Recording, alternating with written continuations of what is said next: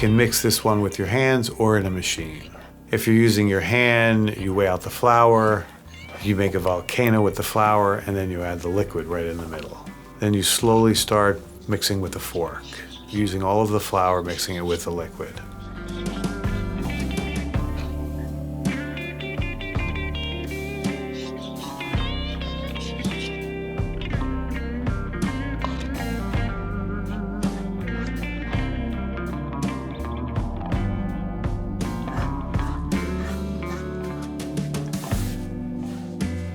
Once it's mixed, you start mixing with your hands in order to start mixing it well.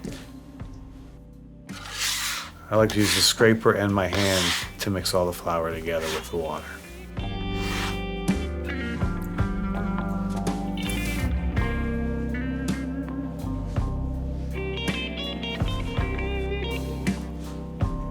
You just knead side to side, one hand to the other, until it's all mixed together, making sure I use up all the flour that's on the board. I mix it for another few minutes like this, side to side, using my whole body weight.